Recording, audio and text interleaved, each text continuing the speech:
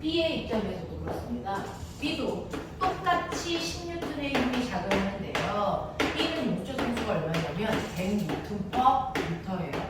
그리고 내가 물체를 매달았을 때 10cm 늘어났으니까 얼마를 줄 거예요? 0.1m겠죠. 그럼 계산하면 10 나간 거 맞죠? 됐어? 이런 식으로요. 탄성력이라고 하는 이 F 값은요. 용수철 상수에다 변형되게 곱한 값이다. 알겠어? F는 KX야. 그럼 이제 배웠으니까 뭔가 나와라. 보면 이 그래프의 기울기가 뭐야? 그렇죠. 모든 그래프의 기울기는 X축분의 Y축의 값이죠. X축분의 Y축의 값이기 때문에 지워져요. 알겠습니까? 그래서 이 그래프의 기울기는 용수철 상수 탄성 계수다. 알겠냐? 그러면 이 그래프의 면적은 뭐냐?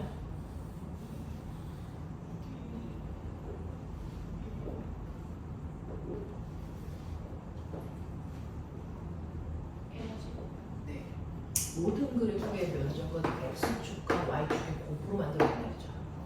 X축은요, 그 힘을 줬을 때 밀고 간 거리죠. 그리고 그 Y축은 그 물체를 변형시키기 위해서 작용한 힘이죠. 그래서 힘에다가 밀고 간 거리를 곱했으니까 이게 바로 한 일이죠.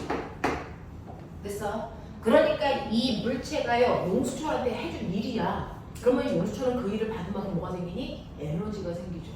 됐어? 그래서 이 면적이 용수철이 갖게 되는 바로 뭡니까? 탄성 에너지라고 하는 탄성 위치 에너지, 탄성 포텐셜 에너지를 얘기하는 거야. 되겠어? 그러면 그 에너지 구하자. 면적이 삼각형이니까 뭡니까? 2분의 1 곱하기 됐어? X축 곱하기 Y축이야. 물론 뭐겠어? KX 제곱 맞냐? 이게 탄성 포텐셜 에너지 구하는 식이야. 2분의 1 KX 맞죠? 이렇게 가요. 2분의 1 KX 제곱이 탄성 포텐셜 에너지를 구하는 식이다. 되겠냐? 이렇게 됩니다. 자, 그러면 이때요. 내가 뭐 하나만 물어볼게요. 이때부터는 이제 막 머리 돌려봐. 어떤 용수철이 있어? 그 용수철이요. 10N이라고 하는 힘을 줄 때 10cm 늘어나는 용수철이라고요. 이해돼요? 이런 용수철이 있어요. 이 용수철을 보면 반으로 잘라가지고 반으로 잘라가지고 거기다가 10N을 매달면 늘어난 길이가 얼마일까요? 얼마일 것 같냐?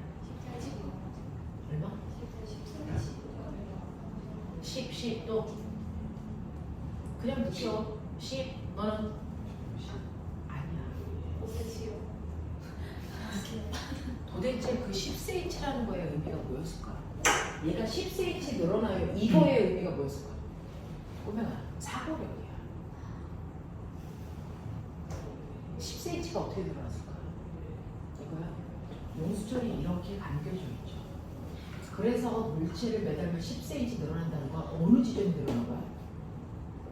어디가 늘어난 거야? 용수철. 용수철 마디마디의 가격이 일제히 떨어진 거야. 일정하게. 맞아? 얘가 밑으로 내려오고 얘가 밑으로 내려오고 얘가 내려오고 얘가 내려오고 얘가 내려오고 얘가 내려오고 얘가 내려온 총 길이를 합한 게 10cm잖아. 근데 보면 이걸 바로 잘라서 매달아놓잖아. 10cm. 그러면 여기 늘어난 길이는 구할 수가 없죠. 이건 없는 거죠. 요 길이만 나오는 거죠. 그러니까 몇 cm 늘어나? 5cm밖에 안 늘어나. 알겠어? 이렇게 10N짜리 물체를 매달면 여기도 10N 늘어났을 때 요만큼만 밀려나가는 거야. 10N 매달았을 때 요만큼, 요만큼, 요만큼, 요만큼, 요만큼. 그러니까 이 용수철에 각각이 10N이 작용하고 있을 때 변형되는 정도가 요만큼씩밖에 안 되는 거야. 그걸 합산하니까 10cm가 된 거거든. 근데 이게 짧아지네. 그 10N의 힘을 받았을 때 늘어난 정도가 요거밖에 안 돼. 5cm만 늘어나.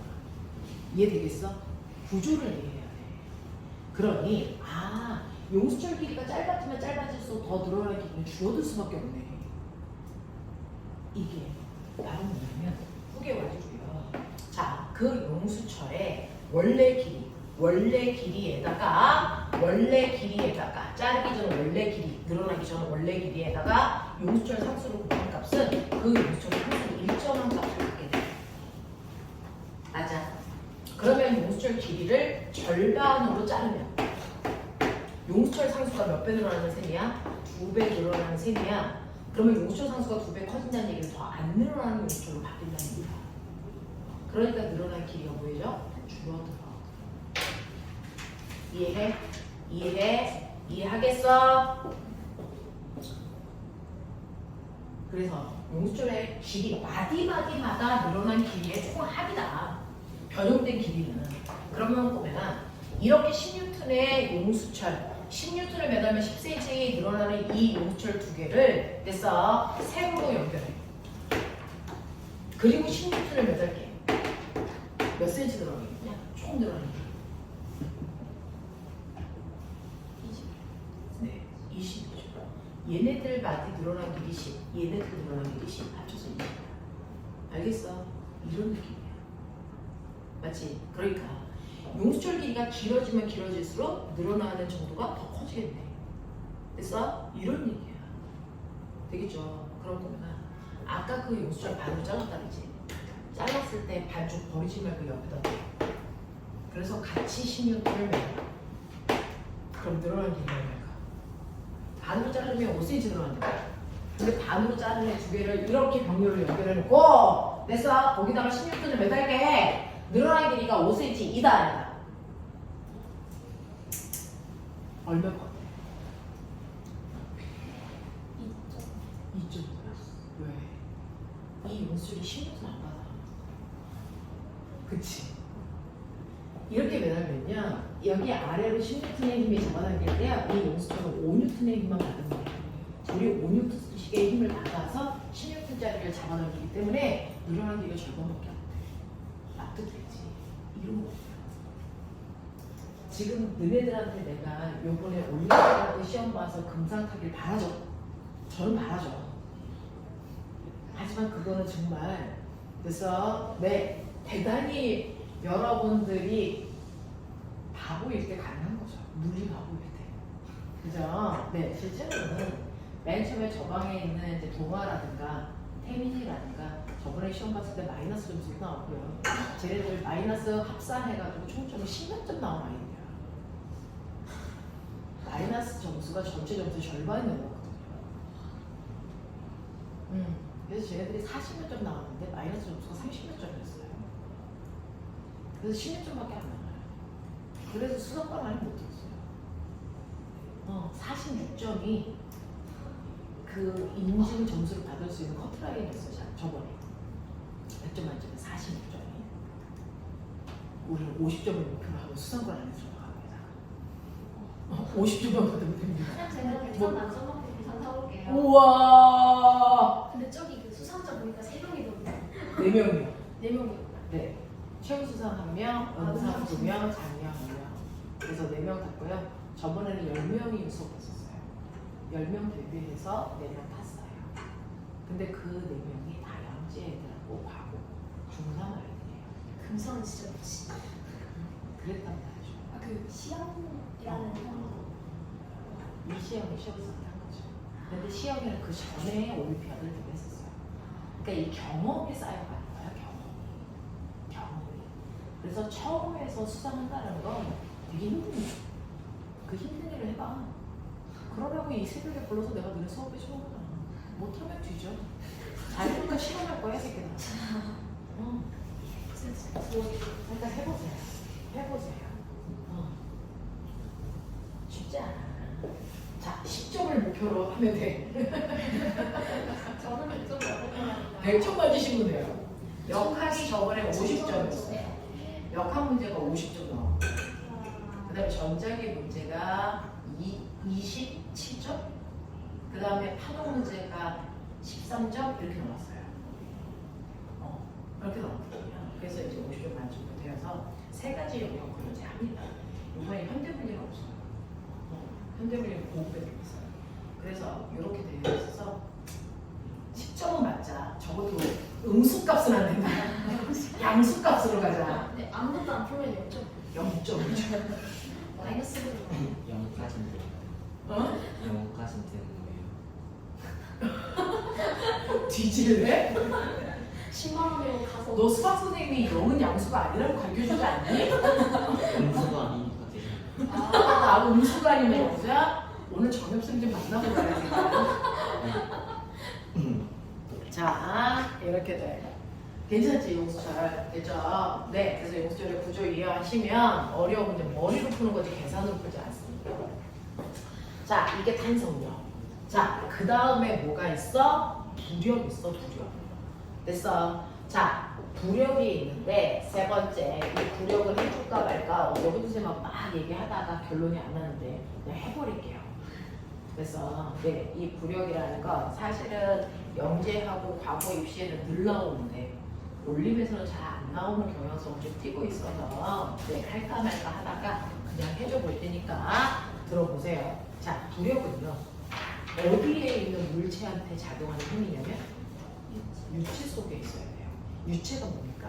라고 하면 중학교 1학년 때 배웠습니다. 우리가 중학교 1학년 때 많은 걸 배웠어 사실은. 너네는 몰랐는데 너네 헬렐레하고만 몰고로 다닐 때 그때 봐서 엄청나게 많은 걸 배웠단 말이죠. 자, 지구상에 있는 모든 물질은 세 가지 상태로 나뉩니다. 맞죠? 네. 뭐로 나눠요? 고액기 고체, 액체, 기체 이걸로 나누죠. 맞아요. 고체, 액체, 기체로 나누는데 그 중에서 고체라고 하는 아이의 특성은 뭐냐면 가만히 놔뒀을 때 얘는 모양도 변하지 않고 일정하고 부피도 변하지 않고 일정한 성질을 가지고 있는 물질을 고체라고 합니다. 그렇죠? 자, 그런가 하면 액체라고 하는 아이는 뭡니까? 가만히 놔뒀을 때 모양은 담는 그릇에 따라 그때그때 모양이 변합니다. 하지만 부피는 변하니 안 변하니? 안 변하니 일정해요. 이게 액체예요. 그래서 근데 기체라고 하는 건 모양과 부피가 담는 그릇에 따라 그때그때 달라집니다. 알겠어? 이거 둘 다 달라. 자, 이때 모양이 변하는 성질을 가지고 있는 걸 과학에서는 뭐라고 하냐면 흐르는 성질이 있다 이렇게 표현해요. 그래서 물도 흐르고 공기도 흘러요. 됐죠? 흐르는 성질이 있다라고 표현합니다. 그 흐르는 성질을 한 번으로 얘기하면 흐를 유. 그래서 유체의 유는 알겠지? 그래서 유체라고 하는 건 모양이 쉽게 변하는 액체와 기체를 통칭해서 부르는 단어다. 이런 얘기야. 됐어? 자, 근데 이 부력은 어떤 물체가 유체 속에 있는 물체가 중력과 반대 방향을 받는 힘이다. 됐어? 네. 유체 속에 있는 물체가요, 중력과 반대 방향의 힘을 받게 됩니다. 유체 속에 들어가면. 그걸 우리는 부력이라고 하는 겁니다. 그러니, 이렇게 물이 들어있는 통 속에 어떤 물체를 집어넣더니 이 아이가 여기에 중간에 떠 있어. 함력 얼마? 함력 얼마? 0이니까 떠 있겠죠. 근데 이 물체에 작용하는 힘이 몇 개 있어야 함력이 최소 0이 될 수 있겠니? 2개 이상 있어야 되겠죠. 자, 그럼 그 중에서 얘는요, 아래쪽으로 뭐가 있습니까? 중력이라는 힘을 받아. 됐어? 그랬을 때 위쪽 방향으로 어떤 힘이 생겼다는 거죠. 그게 바로 뭡니까? 부력입니다. 이때 얼마만큼 생겼어요? M주와 같은 만큼 생겼으니까 정지되어 있었겠죠. 됐죠? 만약에 중력이 더 컸다면 가라앉고 있었어야 되고, 부력이 더 컸다면 뜨고 있었어야 정상입니다. 맞죠? 네. 그래서 합력이 0이기 때문에 얘는 정지되어 있구나. 그러니까 부력이 중력만큼 작용하고 있네. 그럼 이 부력은 됐어? 왜 생기는 거고 어떻게 계산할 수 있어? 이건데요. 우리 초딩 때 부력 계산했던 거 아세요? 초등학교도 안 다녔어. 그럼 도대체 너네는 공교육의 혜택을 안 받은 아이들이야? 자, 실제로는 용수철에 어떤 물체를 매달았더니 그 물체의 무게가 100N이라는 탄성력이 측정이 됐다고 치자. 그럼 물체의 무게가 100N이겠지? 근데 얘를 꼴딱꼴딱한 물 속에다가 집어넣으라고 합니다. 그럼 이 순간 이 물체에 작용하는 힘의 종류는 몇 개일까요? 몇 개요? 3개입니다. 맞아요. 아까는요, 물이 없었을 때는 중력과 부력만 중력과 탄성력만 작용했기 때문에 중력이 100이면 탄성력이 100이었어요. 근데 얘를 물 속에 두면 아래쪽으로 중력이라는 힘이 작용하고요, 위쪽으로 뭐가 작용하니? 탄성력과 부력이 작용합니다. 맞아. 위쪽 방향으로 탄성력이라는 힘과 부력이라는 힘이 동시에 작용해 이 둘을 합한 만큼의 중력이 같아지는 거야. 그러니 없죠. 됐어? 그랬을 때 요물줄이 가리키는 부력이 60이라고 치자. 그럼 부력이 얼마라는 거야? 40이라는 얘기야. 알겠어? 이런 얘기야. 이런 얘기야. 그래서 물속에 있을 때 중력은요, 탄성력과 부력을 합성값이니까 얘가 60이 됐어. 근데 중력은 그대로 100일 테니까 부력이 40이구나 라는 걸 측정한다는 거야. 그래서 물 밖에서와 물 속에서 윤수철의 눈금 변화를 보시면 부력을 알 수 있다. 이게 초등 과정이야. 이걸 했단 말이야. 됐어? 네, 이게 부력이야. 그러면 이러한 부력이라는 거를 정확하게 이해하기 위해서요, 여러분들은 뭐 하시면 되냐면 사실은 질량이라는 거 계산할 수 있는 값인 거 아세요? 중학교 2학년 2학기 때 배우는 물질의 특성 파트에 나오죠. 밀도는 부피분의 질량이니까 질량은 부피 곱하기 밀도라는 식을 가르쳐 준 거잖아요. 됐어. 그래서 애들이 밀도 구하는 식은 아는데 질량 구하는 식은 모른다. 너네들이잖아. 자, 그래서 여러분들이 알고 있는 것처럼 질량이라는 건 밀도에다가 부피를 입혀서 얻을 수 있는 값이야. 우리는 밀도를 뭐라고 쓰냐면 로라고 써요. 로. 이 길게 쓰면 돼. 로. 됐어.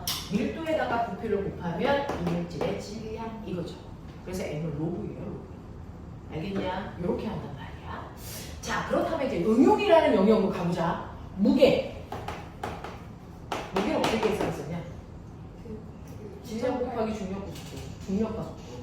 그래서 우리가 무게는요, 여러분들 mg예요 이렇게 써요. m다 주곱하면 되잖아요. 근데 m이 뭔지 알았죠? 그러니까 무게를 구하는 식, 무게를 구하는 식이 바로 뭡니까? 로, v, g 이죠. 됐어? 이런 거야. 이런 거야. 그 다음에 너네가 압력이라는 것도 이해하고 있어. 압력이 뭐냐? 그러니까요. 전 이해는 했는데 말로는 표현할 수 없어요. 압력이 뭡니까? 면적분의 어떠한 일정한 단위 면적에 작용하는 단위 면적의 수직으로 작용하는 힘. 압력이 뭡니까? 그러면 단위 면적당. 됐어? 누르는 거죠. 그러니 예를 들어서 여기 스펀지가 있어. 스펀지가 있는데 삼각 플라스크를 올릴 거야. 하나는 물을 저그릇만 채워놓고 놓을 거니까 절반이 50N이라고 치자.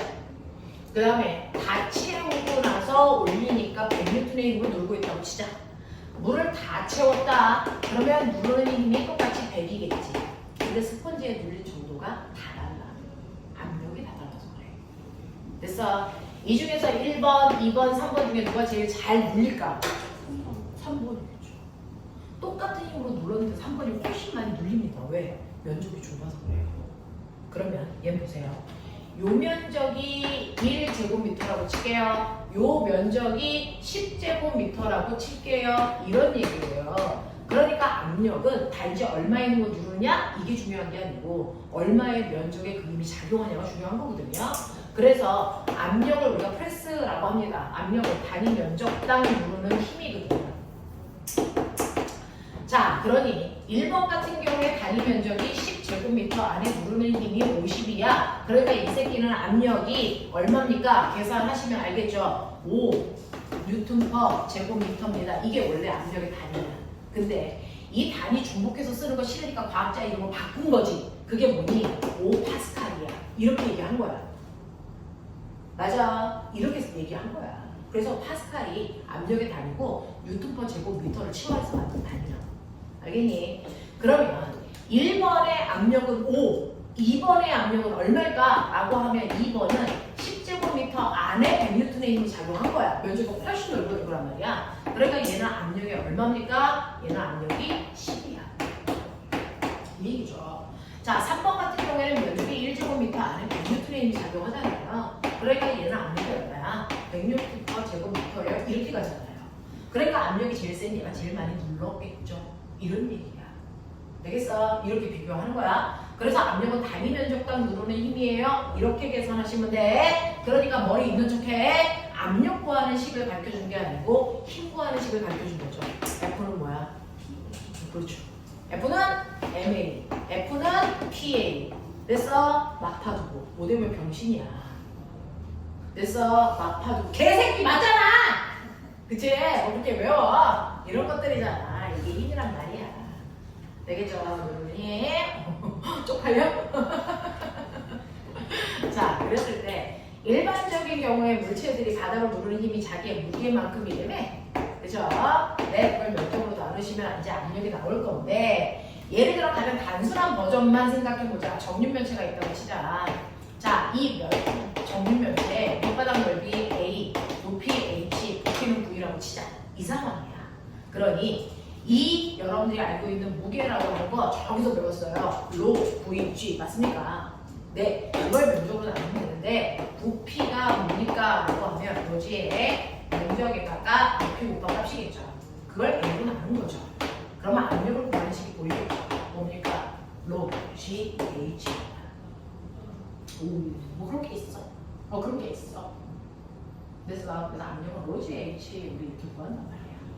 그래서 로지 H. 그래서 압력은 이렇게 구하는 거야. 압력은 단위 면적당 누르는 힘이고 또는 로지 H로 구해도 돼 라고 하는 거야. 그러면 이제 부력도 가자.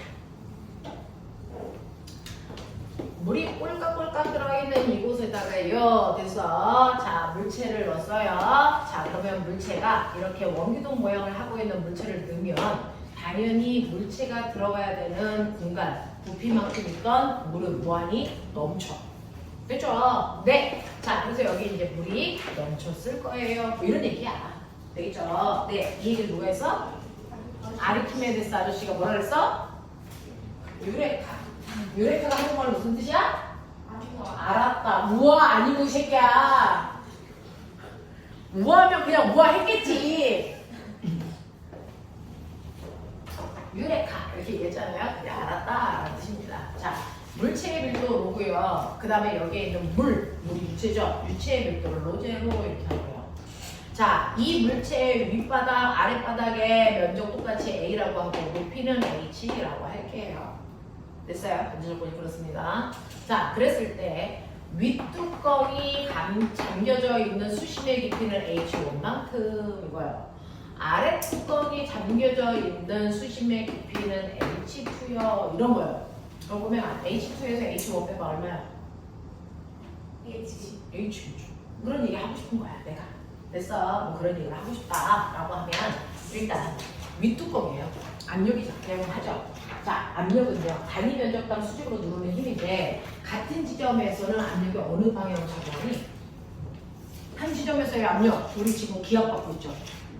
공기가 누르는 압력은 기압, 물이 누르는 압력은 수압. 이렇게 얘기하는 거 아니야? 그러면 여기에 작용하는 기압의 방향. 공기가 누르는 기압의 방향은 모든 압력은 모든 방향으로 작용하고 있다. 그래서 이렇게 작용하고 있어요. 그래서 어느 방향으로 더 세게 눌러? 한 지점에서 작용하는 압력은 모든 방향으로 같은 크기입니다. 알겠습니까? 이렇게 작용하고 있어. 그럼 보면아 내가 땅바닥에서의 느끼는 기압과 산꼭대기에 가서 느끼는 기압이 같을까 다를까? 다르겠죠. 왜 다를까요? 라고 하면 지구가 이렇게 있고 공기가 있을 때 산 위로 올라갈 때와 땅바닥에 있을 때 차이점이 뭐냐? 땅바닥에 있으면 나보다 위에 있는 공기들의 무게만큼 나를 누르는 기압을 받아요. 그게 1기압, 대기압입니다. 그래서 네. 근데 산꼭대기로 올라가면 나보다 위에 있는 이만큼의 공기가 나를 누르는 무게를 줍니다. 이게 기압입니다. 그러면 산으로 올라갈수록 공기의 양이 많아지니 적어지니? 적어지죠. 그래서 위로 올라갈수록 기압이 낮아져요. 이렇게 얘기하는 거야. 무슨 말인지 알아? 네. 그러면서 모든 방향으로 작용하는데요. 꼬맹아, 이 압력 방향은 그 작용하는 접선면의 수직 방향으로 작용하는 힘이야. 그래서 접선면에 수직 방향으로 작용하는 힘을 우리가 압력 이렇게 얘기한단 말이야. 되겠어? 그럼 꼬맹아 봐봐. 아하, 나보다 위에 있는 유체가 나를 누르는 게 수압 또는 기압이겠구나. 됐어? 그러면 윗뚜껑 얼마만큼의 물이 누르는 수압을 받을까? 윗뚜껑보다 위에 있는 이만큼의 물이 누르는 됐어? 수압을 받겠죠. 이걸 P1 이렇게 하자. 됐어? 자, 아래 너도 수업 봤냐? 봐봐요. 모든 면에 수직한 방향. 그럼 신기하죠. 얘 수업 어떻게 적용할까요? 이렇게 적용해요. 알아요? 이 방향으로 작용합니다. 근데 이 아래 뚜껑은 자기보다 위에 있는 이만큼의 물이 묻습니다. 그러니 수압이 P1보다 P2가 훨씬 크겠죠. 그리고 옆면에도 수압이 작용합니다. 이렇게 수직한 방향. 알겠어? 이렇게 수직한 방향으로 작용하겠죠. 근데 양면에 누르는 힘은 한 벽에 얼마일까요? 0입니다. 무시해도 돼요. 되겠어? 근데 문제는 윗뚜껑과 아랫뚜껑의 수압 차이가 생기죠. 그 압력에다가 면적을 곱하면 힘입니다. 맞아요. 그러니까 윗뚜껑을 누르는 힘과 아랫뚜껑을 누르는 힘의 크기가 다르다고. 누가 더 커요? 그러니까요. 한쪽 방향이 어디로 작용합니까? 위로. 이게 불용입니다. 윗뚜껑과 아랫뚜껑을 누르는 힘의 차이에 의해서 생기는 거고 그게 바로 압력차입니다. 그래서 불용은 압력차가 만드는 겁니다. 유체의 압력차. 되겠어? 그러면 이제 알았다. 부력이 중력과 반대 방향, 이쪽 방향으로 잡아당기는 작용하는 이유가 바로 유체 압력의 아래쪽이 더 크기 때문이다. 맞습니까? 이 얘기예요. 그러니 우리가 원하는 부력이라고 하는 힘은요, 아래 뚜껑에 작용하는 힘에서 윗 뚜껑에 작용하는 힘의 크기를 빼면 돼요. 맞지? 그랬을 때 아래 뚜껑의 힘은 P2A고요, 윗 뚜껑의 힘은 P1A입니다. 그랬을 때 압력 어떻게 구합니까? 압력은 로 GH2 맞아? 거기다가 면적 곱하면 되죠. 얘는요 로지 H1 면적 이렇게 하면 돼. 자, 똑같은 애들끼리 묶어볼게요. 똑같은 애들끼리 묶으면 어떻게 됩니까? 로지 A에 H2 빼기 H1이야. 맞지? 이게 아까 너네가 얘기한 뭐라고? H야. 그래서 얘는 로지 AH인데 머리 있는 척 해봐. 이게 뭘까? 저물체의 부피야. 되겠어? 면적 곱하기 부피니까. 맞아. 그러니까 이게 로지 V. 됐어? 우리가 쓴 대로 하면 로 V G죠? 근데 지금 나 다 틀리게 쓰고 있는 거 아세요? 뭔가가 틀렸어요. 뭐가 틀렸을까요? 부력을 구할 때 이 밀도는 물체의 밀도인가요? 유체의 밀도인가요? 유체가 만드는 거죠. 이거 다 로제입니다. 알겠어요? 네, 로제입니다. 유체의 밀도예요. 부력은 물이 만드는 겁니다. 알겠어? 이렇게 된다. 자, 그러면 이렇게 해서 부력이 생기는데 이 부력의 크기를 로 Vg로 계산하면 되는데 이거 어디서 봤죠? 뭐예요? 무게 구하는 식이랑 똑같죠. 근데 차이점, 무게 구할 때는 물체의 밀도 넣으시고요. 부력 구할 때는 유체의 밀도 넣으시는 거야. 알겠어? 네. 자, 그래서 부력 구할 때는 유체 밀도 넣는 게 당연하지. 유체가 만드는 힘이니까. 그리고 이 V의 정체가 뭘까? 이겁니다. 물이 있는데요. 오메가 생각해봐. 물이 있는데 이렇게 물이 꼴딱꼴딱 있는데 어떤 물체를 전체 부피의 2분의 1만 물속에 잠기게 할 거야? 1번. 어떤 물체를 다 잠기게 할 거야? 2번. 어떤 그 물체를 다 잠기게 하는데 조금 더 깊게 다 잠기게 할 거야? 3번이야. 알겠어? 네. 자, 부력을 누가 제일 크게 받을까요? 부력이 큰 순서대로 불러봐. 2, 3번 같고 1번. 2번하고 3번의 부력이 같습니다. 1번이 제일 작습니다. 됐어? 얘가 더 깊게 잠겼는데 어떻게 부력이 같아요? 이게 같아. 왜? 얘는 얕게 잠겼으니까 여기서 누르는 힘이 10N이고 여기서 밀어 올리는 힘이 30N이라 됐어? 부력이 얼마? 20cm. 그치? 얘는 더 깊게 잠겼으니까 여기서 누르는 힘이 30이고 여기서 밀어 올리는 힘이 얼마야? 50이야. 그럼 얘도 부력이 얼마야? 20이야. 맞아? 이 얘기거든요. 그러니까 부력은요, 물속에 얼마나 깊게 잠겼어? 이건 중요한 게 아니야. 그건 중요한 게 아니야. 힘의 차이기 때문에. 자, 부력을 구할 때 얘와 얘의 차이점은 뭐냐? 잠긴 깊이야. 몸통이 다 잠겼냐 덜 잠겼냐. 알겠어? 그래서 이 V는요 물속에 잠긴 부피예요. 그렇기 때문에 1번의 부력은요 로제로 2분의 1 VG만큼의 부력을 받는 거예요. 그쵸? 2번과 3번의 부력은요 로제로 VG만큼 받는 거예요. 이해해요? 그래서 얘 부력이 2배 커요. 이런 얘기야. 그쵸?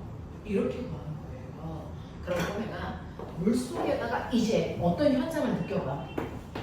물속에 어떤 물체가 있는데 얘가 나타날 수 있는 운동은 세 가지지. 올라가고 있어요, 내려가고 있어요, 거기에 정지되어 있어요. 셋 중에 하나야. 그치? 그 중에서 정지되어 있다고 하려면 뭐 해야 돼? 아래로 잡아당기는 뭐야? 무게. 위로 작용하는 뭐? 무력의 크기가 어때야 되니? 같아야 돼. 이때 물체의 밀도를 뭐라고 하고 유체의 밀도를 로제로라고 할게요. 그러면 이 아이의 중력 얼마만큼이니? 중력 요만큼이야. 그쵸? 그러니 중력 로VG가 부력 뭐요? 로 제로 다 담겼으니까 VG 이걸 같아야죠. 그럼 정지죠. 근데 눈이죠.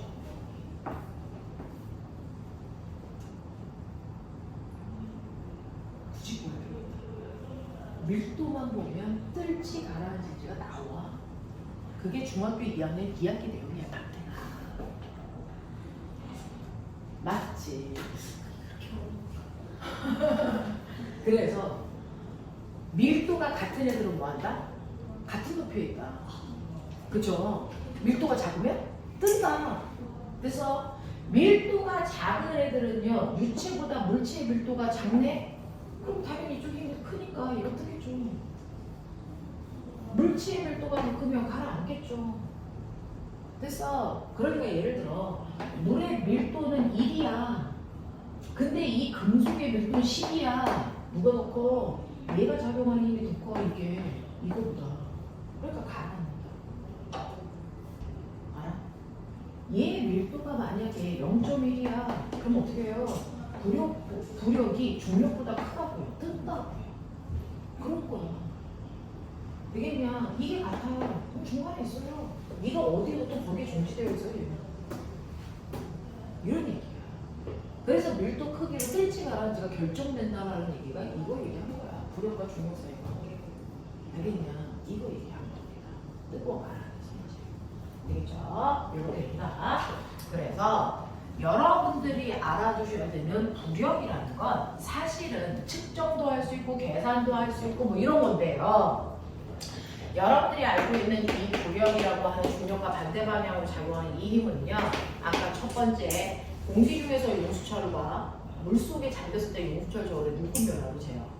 그쵸? 네. 라고 하면은 용수철 저울에 눈금면 그걸로 부력 구할 수 있어요. 라고 하는 거고 그 다음에 계산도 할 수도 있어요.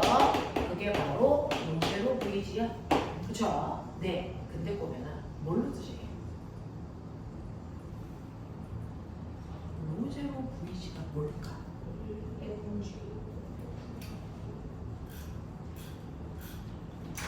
MG. 누구의 MG? 물의 MG. 사실은 이렇게 물이 꼴딱꼴딱 하고 있었는데 우리의 아리킴의 아저씨가 들어갔잖아. 그러니까 물이 넘쳤잖아. 됐어? 이렇게 물체가 들어가면 됐어? 당연히 물체의 부피와 정확하게 똑같은 부피만큼의 물이 넘치겠지. 근데 넘친 건 물이니까 됐어? 밀도가 로제로겠지. 그래서 로제로 VG는 넘친 물의 무게. 신기하지? 그래서 그러니까 어떤 물체가 물속에서 받는 부력의 크기를 알아내 라고 하면 세 번째 배가 들어가면서 넘친 물에 무게를 재시면 넘친 물의 무게가 로제로 VG거든요. 이게 부력이야.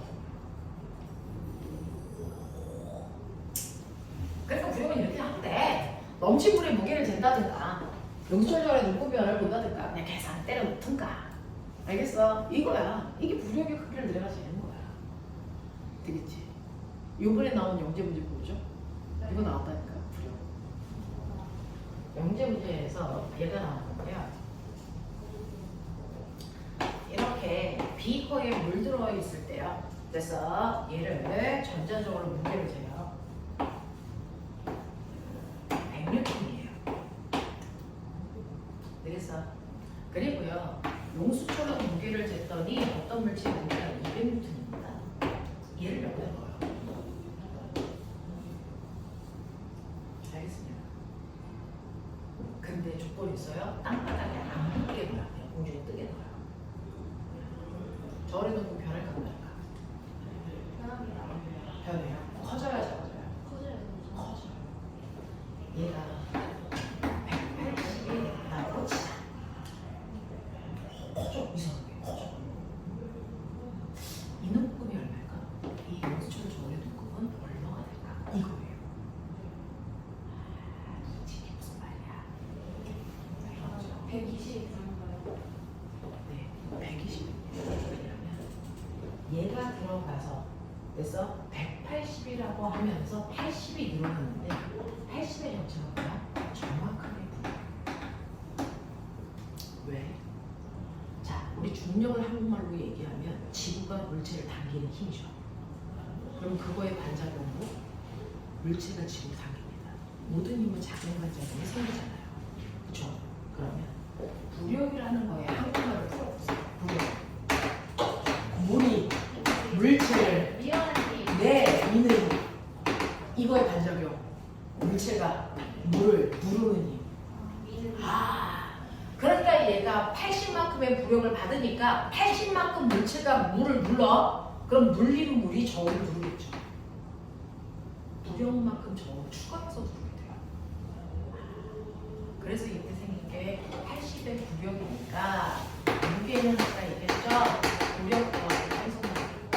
얘가 200이었는데 얘가 80이잖아. 그러니까 120이 돼요. 알겠어? 이런 얘기예요. 신기한 거야. 세 장에 세가 앉아있어. 전자적으로 쟀어. 무게가 100이야. 그래서 세 장에 세가 떠서요. 그래서 정지되어 있어. 무게가 어떻게 될까? 선생님 똑같이 그 세 장이 그대로. 고리게인지 아닌지 나와 있지 않으니까 문제를 풀 수 없어요. 아니. 그래서 어차피 공기도 유체니까. 네. 이거요. 똑같이 100입니다. 왜요? 얘가 떠 있다는 거. 얘 무게와 평형이 되면 돼서 부력이 작용한다는 거고. 그 부력만큼 이 바닥을 누를 거니까요. 세 장이 이렇게 따라 달라지지 않아요? 뭔 소리야? 저기 여기 있고 세 장이 여기 있을 수도 네. 있잖아요. 아니, 바닥에 있다고요. 자, 그래서 새가 여기 바닥에 있으나 떠 있으나 그래서 똑같은 크기의 부력이 공기를 누르는 힘이 작용하기 때문에 자기의 무게만 계속 누르고 있어요. 그러니 이 문제가 아주 옛날에 나왔던 문제고 요게 올해 나온 문제입니다. 같은 날이야. 알겠어? 이런 식이야. 괜찮지? 허공에 떠 있으면 아무런 변화가 없을 것 같지만 부력이라는 게 작용해서 저울을 그대로 눌러요. 신기하죠? 이게 이거 부력이야. 학교 내신에 나왔던 거 같은데. 학교에 내시에 나왔어요? 그렇대요. 자, 이런 문제들이 나옵니다. 그래서 이게 부력이구나라고 하는 거 기억해 두시고요. 선생님하고 시간이 별로 없어서 네 번째. 이렇게 세 개가 접촉하고 있어야만 작용하는 힘입니다. 납득하시죠? 예전에 이제 얘네들은 여러분들 머릿속에 기억하고 계실 겁니다. 그죠? 자, 그럼 네 번째는 뭐냐면 중력이라고 하는 그 어마어마한 힘이죠. 중력을 한국말로 다시 얘기하면 뭘까요? 만유력입니다. 됐어. 중력이라는 게 바로 만유 인력인데 이 중력이라는 걸 만드는 원인은 뭡니까? 바로 질량입니다. 질량이 힘을 만들어. 그러니까 서로 다른 물질이 있어요 라고 합니다. 근데 모든 물질은 질량을 가지고 있죠. 정도의 차이만 있어요. 됐죠? 그리고 두 물질이 떨어져 있는 거리가 2m야 이렇게 될 거야. 그래서 이물체의 무게를 10kg, 질량은 10kg, 얘는 2kg 뭐 이렇게 되어 있다고 치자. 됐어? 이 상황이야. 자, 우리가 물질이다 아니다를 판단하는 기준은 뭡니까? 질량의 일부예요. 가장 러프하게 자르면. 질량이 있으면 물질, 질량이 없으면 현상이야. 그래서 빛은 질량이 있니 없니? 없어요. 빛은 현상입니다. 됐어? 이렇게 되는 거거든요. 질량의 유음으로 우리 판단을 한단 말이야. 그러니까 물질이라는 단어를 쓰는 순간 이 새끼 질량 있네. 근데 질량을 가지고 있는 모든 물질은 지네들끼리 서로 당기는 뭐가 작용한다고? 만유인력이 작용한다고. 그걸 알아야 게 누구야? 뉴턴이야. 알겠어? 이 새끼 개 사기꾼이야. 그래서 나중에 배워. 자, 그러면 A가 B를 당기는 만유인력도 작용할 거고 B가 A를 당기는 만유인력도 작용해요. 질량을 가지고 있는 물질들은 서로 당기는 힘이 작용해요. 그걸 만유인력이라고 하는데 이때 A가 더 세게 잡아당길까? B가 더 세게 잡아당길까? 아니 똑같아. 똑같죠. 작반이니까. 무슨 말인지 알아? 작용반작용이 둘입니다. 그러니까 항상 같은 크기의 힘으로 잡아당겨. 그러니까 지구가 나를 잡아당기듯이 나도 지구를 잡아당기는데 똑같은 크기의 힘으로 당기고 있다고. 근데 지구는 뚱뚱하니까 잘 와, 안 와? 안 와. 난 날씬하니까 잘 가. 그래서 내가 떨어지는 거야. 알겠습니까? 이런 얘기야. 그러면 이런 식으로 질량을 가지고 있는 모든 물질끼리 서로 당기는 만유인력이 작용하는데 두 물질 사이의 거리는 어떻게 되는 거야? 나하고 태호 사이의 거리는 어디서 어디까지 돼야 돼? 태호의 배에서 내 배까지 재는 거야? 아니면 엉덩이까지 재는 거야?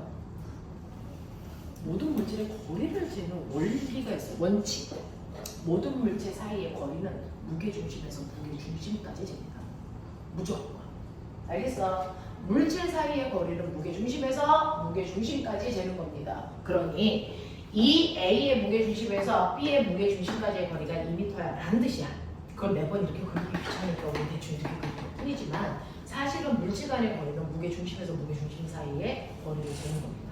알겠어? 표면에서 표면을 재는 게 아니란 말이야. 자, 그러면 이렇게 질량을 가지고 있는 물질끼리 서로 당기는 만유인력이라는 힘이 작용하는데 그 만유인력이라는 힘을 우리가 구할 수 있는 방법이 뭐냐면 R제곱분의 GMM이라고 하는 식으로 보여요. 이 식이 전기력 구하는 식이랑 똑같습니다. R제곱분의 GMM이라고 하는 식으로 구하죠. 그러면 이 R이라는 건 두 물질 사이의 거리니까 2의 제곱분의 이거죠. G는 만유인력 구하는 만유인력을 구할 때만 쓰는 상수값이야. 6.67 곱하기 10의 마이너스 31성. 안 외워도 돼. 필요하면 지내가지고. 알겠어? 그냥 상수야. 만유인력 구하는 코딱지만한 상수야. 뭐 그런 거죠. 됐죠? 네. 그래서 그냥 G 또는 상수니까 1 이렇게 생각하면 돼요. 됐죠? 자, 그리고 라지 M, 스몰 m은 각각의 물질의 질량값이에요. 10 곱하기 2. 됐어? 이거거든요. 날라간 거죠, 지워져, 사라져 보이죠? 그러니까 얘는 이 G값을 1로 놓으면 얘는 만유인력이 얼마? 5N만큼 작용해. 그런 느낌이야. 알겠어? 그러니 A가 B를 잡아당기는 힘도 5N, B가 A를 잡아당기는 힘도 5N 작용해. 이런 거라고요. 됐죠? 이렇게 질량을 가지고 있는 물질들은 서로를 당기는 힘이 반드시 존재합니다. 됐죠? 이걸 만유인력이라고 합니다. 그죠? 근데 이 질량이 큰 물체가 커도 너무 큰 지구와 같은 존재야. 지구가. 됐어? 그리고 이 코딱지만한 아이가 너라고 치자. 그러면 지구와 너 사이에도 서로를 잡아당기면 뭐가 생기겠니? 만유인력. 알겠습니까? 네. 그 중에 그 만유인력 중 천체에 작용하는 만유인력만을 우리 뭐라고 합니다? 중력. 그러니까 지구의 중력, 달의 중력 이렇게 얘기하는 겁니다. 알겠습니까? 네. 이렇게 되는 거야. 그러면 지구에서의 중력을 구하고 싶어요? 그럼 나 알아. 지구의 반지 이름은 R. 아니야? 상식적으로. 지구의 평균 반지 이름은 그러니까 이제 묻지 않으려고 지구의 평균 반지 이름이 6,400km야. 키라스니 얘기해 줄 거야. 지구의 평균 반지 이름은 6,400km예요. 이런 거 보여. 됐어? 네. 자, 그러면 지구의 무게중심에서 나의 무게중심까지의 거리가 됐어? 만유인력을 만드는 실제 거리인데 너의 무게중심은 어디냐?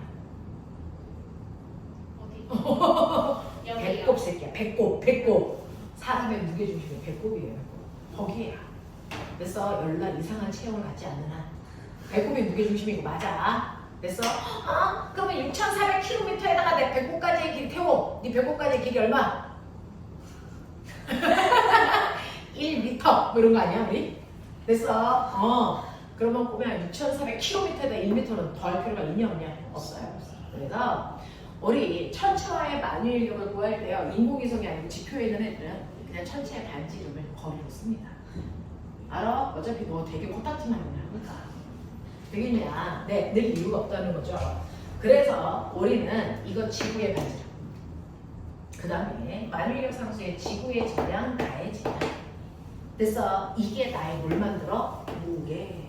맞냐? 그럼 이제 보여? 얘는 안 나가. 그래서 지구의 중력과 속도라는 그 9.8의 정체가 얘야. R제곱 분의 G예요. 됐어? 우리가 알고 있는 중력과 속도의 정체가요, 각각의 천체들의 R제곱 분의 GM 값입니다.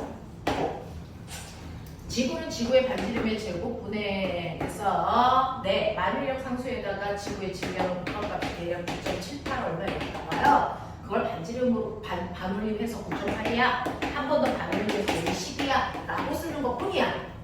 알겠어? 네, 이렇게 얘기한단 말이야. 그러면 달에 가면 중력과 속도가 지구와 똑같아? 아니지. 왜? 달에서의 반지름과 달의 질량은 지구와 다를 거니까. 그게 지구의 6분의 1. 알겠어? 이런 얘기. 화성은 지구의 4분의 1. 뭐 이런 거. 되겠어? 이런 것들이야. 안 해도 돼. 이런 거. 되겠어? 그래서 중력과 속도 이럴 때 보면은 지구는 어떤 모양? 속도물이 약간 그 타원 지구 타원제야. 럭비공 모양이야. 럭비공 모양. 지구는 완벽한 구형이 아니고요. 지구는 찌그러졌어.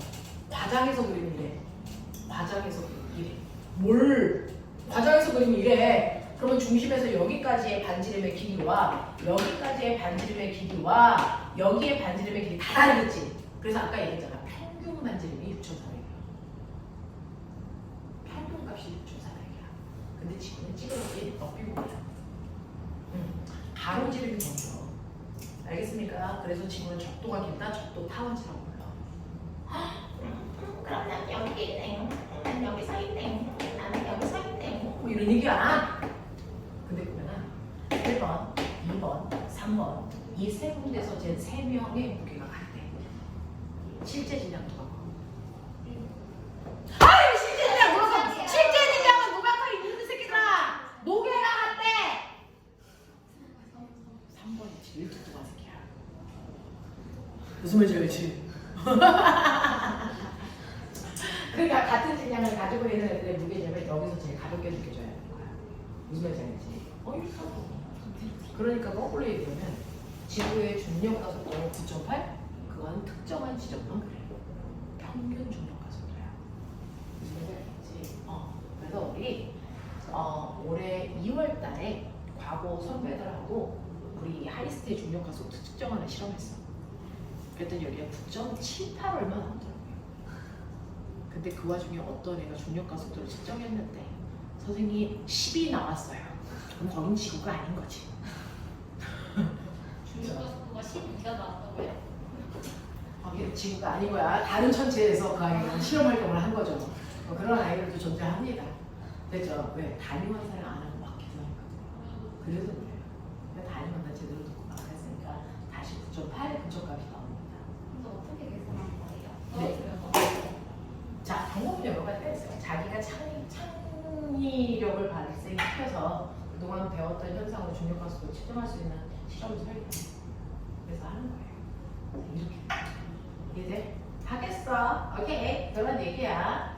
근데 보면은 만유의 인력 이 방향은 만유의 인력의 방향은 이거죠. 그죠? 지금 중심 방향. 중력 방향은 이게 아닌 것 같아요. 우리가 중력은 지금 중심 방향을 향해 병신이에요.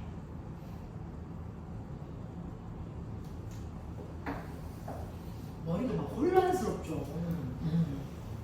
지구와 나 사이의 만유인력은 이 방향으로 작용하는 게 맞습니다. 그죠? 그걸 우리가 중력 방향이라고 인지하고 있지만 사실은 아니라는 거죠. 내가 여기에 있을 때 중력 방향이 여기가 아니라는 거죠. 이건 만유인력 방향이라는 거죠. 중력 방향은 중력 방향은요. 지구가 뭐합니까? 자전과 공조를 합니다. 그럼 밖으로 튕겨나갈 이런 관성은요. 원심력이 작용합니다. 무슨 소리 알겠어요? 지구가 이렇게 비스듬히 기울어져 있는 거 아세요? 그럼 원심력이 이제 이렇게 막 비스듬히 생기겠죠. 그러면 이 둘의 합력이니까 일단 이렇게 작용해요. 사실 원심력이 이렇게 크지 않습니다. 이렇게 작용하죠. 그러니까 살짝 어긋나 있어. 살짝 어긋나 있다. 중력 방향. 알겠어? 너네가 배운 게 다 거짓말이야 사실은. 그죠? 그래서 실제로 중력은 지구 중심이 아니라 살짝 어긋나 있는데 그게 원심력 때문에 생기는 거야. 우와, 그럼 저도 비스듬히 서 있는 거예요? 너 원래 비스듬히 서 있어. 새끼야 우리나라가 여기 있는데 그 똑바로 이렇게 서 있지. 됐어? 이렇게 서 있지. 이 새끼는 뒤집어 서 있지. 이렇게. 이 새끼가 이렇게 서 있으면 그게 더 신기한 거 아니야? 너무나 무슨 거야 이 새끼야. 알겠어? 이런 거죠. 이렇게 서 있어. 그렇죠. 신기합니다. 배우면 배울수록 실제 상황을 이해하게 되는데 되게 신기합니다. 여러분들이 알고 있는 신기한 얘기보다 지구의 얘기가 더 신기해요. 신기하다. 그럼 지구가 훨씬 신기해요. 그죠? 자, 그래서 이런 식으로 중력이라고 하는 만유인력이 작용을 하죠. 이것과 이따가 계속 원운동을 하면 인공위성을 이해하게 돼요. 인공위성을 이해하게 돼요. 되겠냐? 자, 그러면서 5번째 전기력. 전기력은 전기를 띤 입자 사이에 서로 당기거나 미는 힘이죠. 네, 구하는 식이 똑같아서 A 플러스 4분 B 마이너스 2분 서로 떨어져 있는 거리 R. 알겠어요? 그랬을 때 전기를 띤 입자 사이에 밀거나 당기는 힘, 전기력 구하는 식이 R 제곱분의 크 모대변 병신 만유인력은 R 제곱분의 GMM 비슷하죠? 맥락이 비슷하죠? 네, 이때요. R 제곱이요 두 물질 사이의 거리요 2의 제곱분의 K는 전기력 구할 때만 쓰는 상수값으로 9 곱하기 10의 무승이라서 외울 필요 없어요. 필요하면 지나가줘요. 그냥 우리 1. 자, 그 다음에 Q1부터는요 각각의 전기를 띤 입자들의 전화량 됐어? 이거 곱한 거야. 그래서 계산하시면 얘네들이 이뉴트린으로 서로 당기고 있네? 이런 느낌. 알겠어? 이런 느낌이에요. 그래서 전기력 구하는 식이랑 만유인력 구하는 식은 똑같으니까 외우십시오. R 제곱분의 R 제곱분의 GMM 알겠습니까? 이렇게 한다. 됐죠? 이 뒷부분 얘기는 금요일날 오전에 다시 하시오. 얼른 다 식사하고 오십시오. 선생님.